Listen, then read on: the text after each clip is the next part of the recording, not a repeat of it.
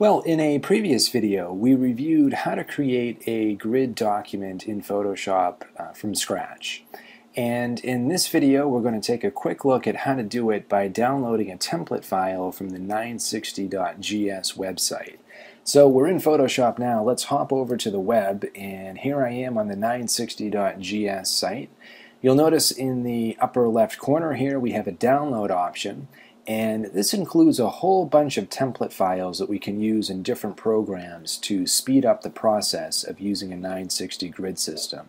I'm going to click to download this file, and once it's downloaded, I'll open it up. It is a zip file, so we'll uncompress it, come over to our Finder, and pull up the file here, jump into it. Okay, so we have a bunch of different folders. We're going to go into templates. And from there we have folders for a bunch of major programs. We'll come into Photoshop and see that we have 3 files. One for a 12-column grid, one for 16, and even a 24-column version of the 960 grid system. Well, we're going to work with 12 for demonstration purposes, so I'll open up that file and double-click it to get it into Photoshop. Okay, so here we are in Photoshop with our template file from the 960 website, and this saves us the trouble of creating all of our guidelines. Now, creating guidelines is a really good tool to know how to use, because if you wanted to use a grid system outside of 960, and that certainly is a reasonable thing to do once you get further into web design, you may not find a template file that's already been created. Also, there are times when it's helpful to create horizontal lines as part of grid systems, so it's good to know how to manipulate those guidelines. Now that we're working with this template file, though, let's focus on customizing it to really suit our needs a little bit better. And I'm zoomed in here, so let me get back out and see what we're really dealing with. So I'll go to 25%. Okay, and if you've looked at the video or if you've experimented with creating your own custom grid file, you'll know that we went with something a little bit larger, especially on the height. And I want to give ourselves a little more room to work with here, so we're not limited to this square region. So we can go up to image and down to image size, and I'm going to change the height all the way up to 2400 pixels, which is the value we reviewed in the tutorial for creating a custom grid file from scratch. Okay, that's good. So now I have a little more space to work with.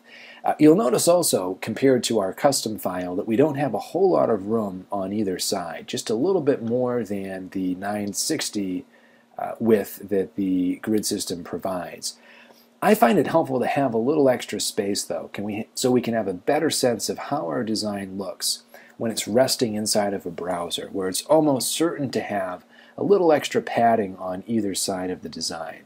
Now, to do this, we can actually change the size, not of the image, but of the canvas. If we change the size of the image, it's going to stretch the width of each one of our columns, and we don't want that to happen. So we can come up to image and then down to canvas size, and I'm going to change that to 1200 pixels, which is the value that we used in our custom tutorial.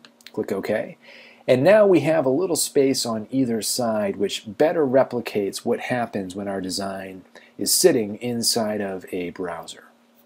So those are some basic tweaks we can make. Let's zoom in here to get a better sense of what this template file is giving us.